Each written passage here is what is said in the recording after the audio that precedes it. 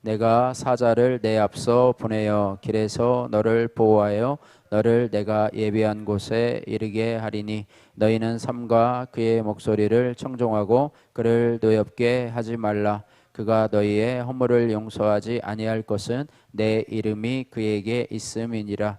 네가 그 목소리를 잘 청종하고 내 모든 말대로 행하면 내가 내 원수에게 원수가 되고 내 대적에게 대적이 될지라. 내 사자가 내 앞서 가서 너를 아모리 사람과 헷 사람과 브리스 사람과 가나안 사람과 히위 사람과 여부스 사람에게로 인도하고 나는 그들을 끊으리니 너는 그들의 신을 경배하지 말며 섬기지 말며 그들의 행위를 본받지 말고 그것들을 다 깨뜨리며 그들의 주상을 부수고 내 하나님 여호와를 섬기라. 그리하면 여호와가 너희의 양식과 물의 복을 내리고 너희 중에서 병을 제하리니 내 나라에 낙태하는 자가 없고 임신하지 못하는 자가 없을 것이라. 내가 너의 날수를 채우리라. 내가 내 위엄을 내 앞서 보내어 내가 이를 곳에 모든 백성을 물리치고 내 모든 원수들이 내게 등을 돌려 도망하게 할 것이며 내가 왕벌을 내 앞에 보내리니 그 벌이 히위 족속과 가나안 족속과 헷 족속을 내 앞에서 쫓아내리라. 그러나 그 땅이 황폐하게 되므로 들짐승이 번성하여 너희를 해할까 하여 1년 안에는 그들을 내 앞에서 쫓아내지 아니하고 내가 번성하여 그 땅을 기업으로 얻을 때까지 내가 그들을 내 앞에서 조금씩 쫓아내리라. 내가 내 경계를 홍해에서부터 블레셋 바다까지 광야에서부터 강까지 정하고 그 땅의 주민을 내 손에 넘기리니 내가 그들을 내 앞에서 쫓아낼지라. 너는 그들과 그들의 신들과 언약하지 말라. 그들이 내 땅에 머무르지 못할 것은 그들이 너를 내게 범죄하게 할까 두려움이라. 내가 그 신들을 섬기면 그것이 너의 올무가 되리라. 아멘. 할렐루야. 오늘 본문 출애굽기 23장 20절에서 33절을 읽으셨는데요. 오늘 말씀을 중심으로 해서 청종함으로 여호와를 섬기라라고 하는 제목으로 같이 말씀을 나누기를 원합니다. 기독교는요, 이 창조주이시며 구원자이신 하나님을 섬기는 것을 근간으로 하고 있습니다.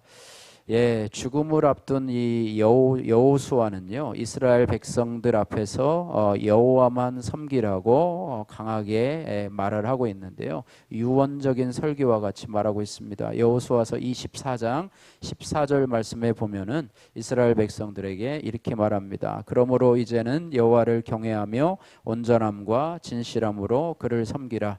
너희 조상들이 강적족과 애굽에서 섬기던 신들을 치워버리고 여호와만 섬기라, 이렇게 말하고 있습니다. 여기서 섬기라고 하는 단어는요, 매우 강한 명령형입니다.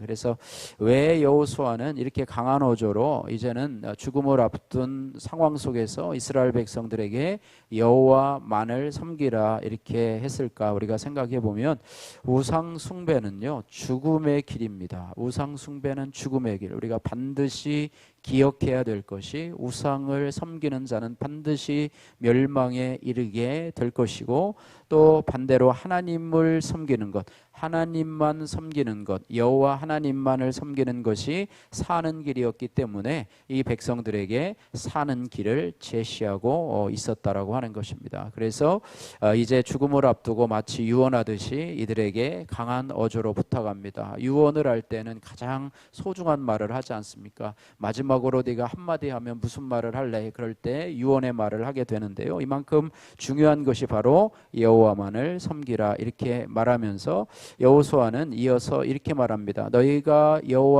섬길 자를 오늘 택하라. 오직 나와 내 집은 여호와를 섬기겠노라 이렇게 선포합니다. 어떻게 보면 이스라엘 백성들에게 선택의 여지를 주는 것 같이 보이지만 그런 것이 아니고요. 자신의 이러한 강력한 결단을 통해서 이스라엘을 하나님께 붙들어 놓고 싶은 그런 간절함의 표현이 오늘 본문의 말씀이라고 볼 수 있습니다. 그래서 오늘 그 여호수아의 말을 듣고 이스라엘 백성들도요 이렇게 고백을 합니다. 여호와를 버리고 다른 신들을 섬기는 일을 우리가 절대로 하지 않겠나이다. 그래서 그 성경을 보면은요 여호수아가 살아 있을 동안에 이스라엘 백성들과 장로들이 여호와를 섬기니라. 그러나 여호수아가 죽고 난 다음에 그 후세대가 바로 우상 숭배로 돌아서는 것을 보게 되는데요. 그 당시에 그곳에 있었던 사람들은요 여호와만을 섬기는 그런 삶을 살아가게 되었다라고 하는 것을 우리가 보면서 여호와만을 섬기는 여호와를 섬기는 것이 이 땅에서 가장 소중하고 중요한 것임을 우리가 깨닫게 되기를 주님의 이름으로 축복합니다. 오늘 저와 여러분들이 읽은 이 본문 출애굽기 23장 20절에서 33절에 보면은 특별히 25절 말씀에 이렇게 말합니다. 25절 말씀 같이 한번 읽어보도록 하겠습니다. 내 하나님 여호와를 섬기라. 그리하면 여호와가 너의 양식과 물에 복을 내리고 너희 중에서 병을 제하리니. 28절 말씀까지 읽겠습니다. 내 나라에 낙태하는 자가 없고 임신하지 못하는 자가 없으리라. 채우리라. 내가 내 위엄을 내 앞서 보내어 내가 이를 곳에 모든 백성을 물리치고 내 모든 원수들이 내게 등을 돌려 도망하게 할 것이며 내가 왕벌을 내 앞에 보내리니 그 벌이 히위 족속과 가나안 족속과 헷 족속을 내 앞에서 쫓아내리라. 내 하나님 여호와를 섬기라. 그리하면 이라고 하면서 축복의 메시지를 전해주고 있는 것을 보게 됩니다. 그래서 하나님을 섬기는 것이 하나님의 복받는 비결임을 오늘 25절 이하에서 말씀을 해주고 있습니다. 그러면서 특별히 가나안 진입을 앞두고 있는 이스라엘 백성들에게 여호와를 섬기라라고 하는 말과 반대면서도 같은 맥락으로 우상 숭배를 근절하라라고 하는 명령을 내려주고 있습니다. 24절 말씀 같이 한번 읽겠습니다. 24절 너는 그들의 신을 경배하지 말며 섬기지 말며 그들의 행위를 본받지 말고 그것들을 다 깨뜨리며 그들의 주상을 부수고. 아멘. 당시 가나안인들은요 이 바알 또 아스다롯 몰록 림몬 등 각종 신을 섬기는 다신론적인 종교를 갖고 있었습니다. 그래서 그들이 들어가는 가나안 땅에 여러 가지 신들이 많이 존재하고 있었기 때문에 이렇게 말을 하고 있습니다. 너는 그들의 신을 경배하지 말며 섬기지 말며 그들의 행위를 본받지 말고 그것들을 다 깨뜨리며 그들의 주상을 부수고 라고 말하고 있습니다. 거기 가서 그들이 섬기고 있는 우상을 섬기게 되면 그것이 바로 멸망하는 길이고 망하는 길이 될 것이기 때문에 미리 이것을 얘기해 주고 있습니다. 그래서 이 다신론적인 종교를 가지고 있는 이 가나안 사람들은요, 이 도덕적 타락이 아주 극에 달했는데 그것은 사악한 우상 숭배 의식과 밀접하게 관련되어 있다고 하는 거예요. 여러분 우상을 숭배하면은요 그들의 삶이 거룩하게 될 것 같지만은요 타락하게 됩니다. 타락하게 되고 또 방종하게 되고 그렇기 때문에 결국에는 멸망의 길로 가게 되는 것입니다.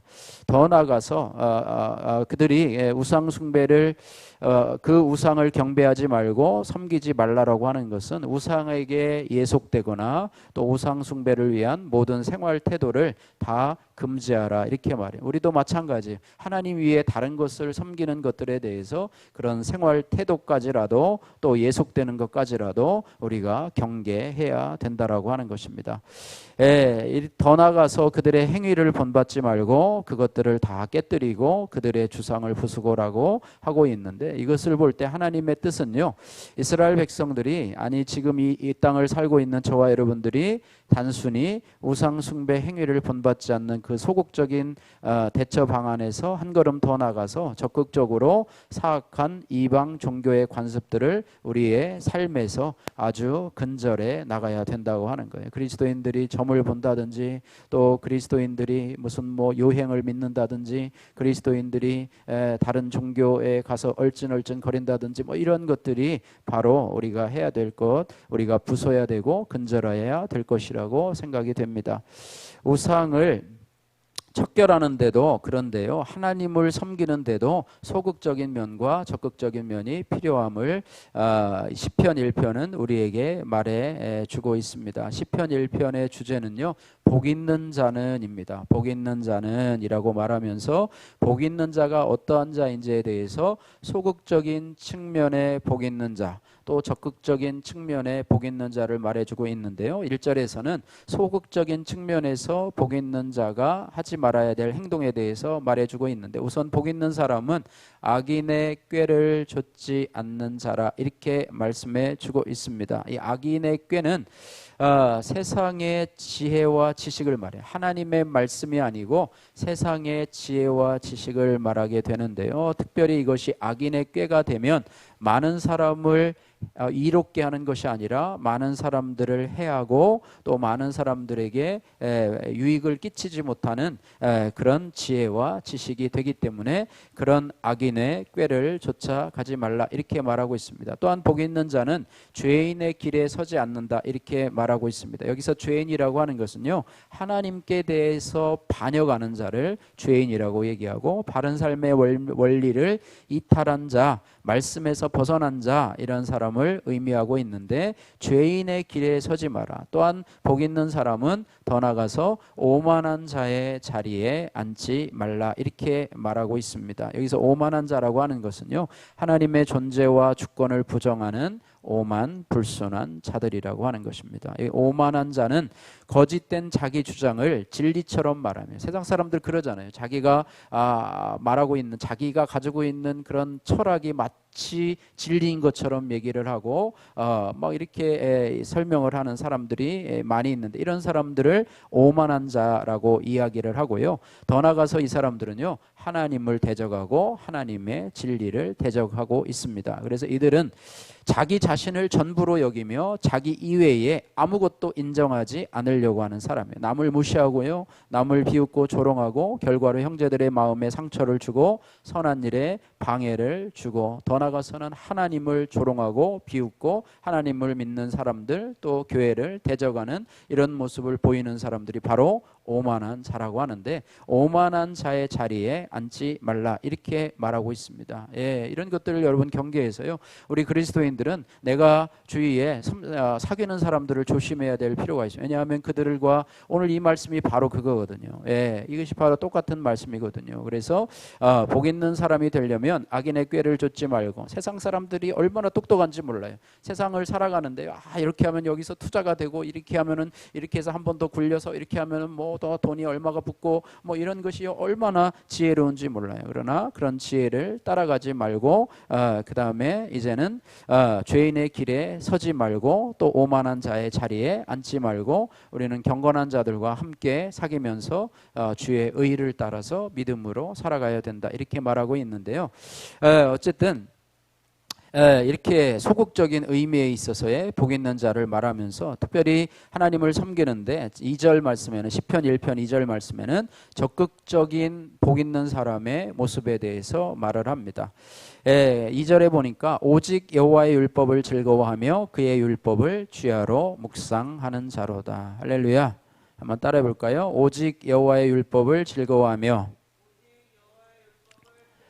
그의 율법을 주야로 묵상하는도다. 할렐루야.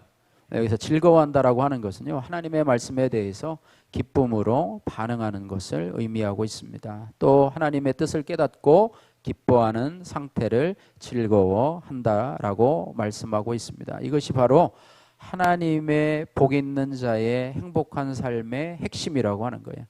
하나님이 주신 말씀 안에서 즐거워하고 기뻐하는 것, 이것이 바로 복 복이 있는 자의 모습이라고 하는 것입니다. 예, 또한 하나님의 말씀을 날마다 묵상하는 그런 삶을 살아간다. 이렇게 말해요. 이게 묵상한다라고 하는 것은요, 하나님의 말씀을 하루 살아가는 동안에 마음속에 담고 살아가는 것을 의미합니다. 그죠? 하나님의 말씀을 늘 생각하면서 그 말씀 안에서 살아가는 것, 이것이 바로 복 있는 자의 삶의 적극적인 태도라고 하는 거예요. 그래서 소극적인 면과 적극적이 있는 것인데요. 이 소극적으로 이 악인의 길을 떠났다고 해서 그 인생이 행복한 상태에 있는 것은 결코 아닙니다. 다만 그것은 복을 얻기 위한 준비 과정이라고 볼 수가 있습니다. 그래서 시인은요, 인간이 진정한 행복을 누리기 위해서는 소극적으로는 악인의 길을 악한 자를 따라가지 말아야 될 뿐만 아니라 하나님의 말씀을 날마다 묵상하는 적극적인 삶을 살아야 된다, 이렇게 말하고 있습니다. 만일 이러한 삶이 없으면서도 내가 현재 행복을 누리고 있고, 나는 지금 행복해, 나는 너무너무 행복해, 그죠? 그렇게 누리고 또 고백하는 자가 있다면 그 행복은요, 언젠가는 없어지고야 말 불완전한 행복, 일시적인 행복이라고 하는 것입니다. 그러니까 자신에게 속고 있는 거죠. 말씀 안에서 즐거워하며 주님 안에서 기뻐하며 이렇게 하는 자는 그 행복을 잃어버리지 않지만은요, 그것이 전혀 없는 상태에서 나는 정말 행복해, 나는 우리 자녀들도 잘 자라고 물질에도 부족함이 없고 요즘에 걱정 내가 하는 일도 잘 되고 나는 정말 행복해. 그러나 그 행복은 오래가지 않는 그런 일시적인 행복이기 때문에 언젠가는 없어지고야 말 행복이라고 하는 것을 우리가 기억해야 됩니다. 그런 맥락에서 오늘 본문 21절 말씀에도 동일하게 오늘 시편 1편 2절 말씀과 동일한 말씀을 해주고 있는데요. 오늘 21절 말씀 같이 한번 읽도록 하겠습니다. 너희는 삼가 그의 목소리를 청종하고 그를 노엽게 하지 말라. 그가 너희의 허물을 용서하지 아니할 것은 내 이름이 그에게 있음이니라. 아멘. 예, 너희는 삼가 그의 목소리를 청종하고 그를 노엽게 하지 말라, 이렇게 말씀하고 있습니다. 예, 하나님의 목소리를 청종하라라고 하는 것은 시편 1편 말씀에 여호와의 율법을 즐거워하며 그 율법을 주야로 묵상하는도다, 이것과 동일한 말씀이라고 볼 수 있습니다. 너희는 삼가서 그의 목소리를 청종하고, 이 청종한다라는 말은요, 단순히 듣는 것만을 의지하지 않습니다. 청종하다라고 하는 말의 사전적인 의미는요, 이르는 대로 잘 듣고 쫓아가다, 이런 말을 의미하고, 잘 듣고 따라가는 것까지가 청종하는 것이지 잘 듣기만 하는 것은 청종하는 것이 아니라고. 물론 청종하는 것의 반 정도는 의미가 되겠죠. 그래서 이는 하나님의 말씀 이외에 다른 말씀이나 가르침을 따라서도 안 되고요. 우리가 세상에 가르침들이 많이 있습니다. 여러분, 세상 사람들과 이렇게 교제를 하다 보면은요, 그들이 가지고 있는 가치관이 있어요. 근데 저거 괜찮네 그러면서 내 생활의 가치관으로 철학으로 삼고 그것을 따라가는 사람이 있어요. 그것은 청종하는 것이 여호와를 청종하는 것이 아니고 세상의 가르침에 따라가는, 여러분이 말씀의 원리 가운데서 여러분의 가치관을 삼으시고 여러분의 인생의 철학을 삼으시기를 주님의 이름으로 축복합니다. 예, 그래야지만이 이것이 바로 말씀대로 믿고 말씀대로 살아가는 것, 이것이 바로 청종함이라고 하는 것입니다. 예, 그래서 이 청종함에 대한 훈련을요, 이 수도사들이 그렇게 한다고 하는데요. 청종함에 하나님의 목소리를 듣는 훈련을 하게 되는데, 그것에 앞서서 같이 수도 생활을 하는 형제 자매들에게 필요한 것을 듣고 바로 복종하면서 반응하는 훈련을 한다고 합니다. 베네딕트 수도원의 규칙에는요, 식탁에서의 낭송이라고 하는 조항이 있대요. 베네딕트 규칙서 제38장에 있는데요. 그래서 베네딕트 수도원에서는 식사 시간마다 수도사 한 사람을 배정을 해서 나머지는 모두가 침묵하면서 식사하는 동안에 그 수도사 한 사람은요, 정해진 책의 일정한 분량을 공동체 전원에게 식사하는 동안에 큰 목소리로 낭송을 해준다고 합니다.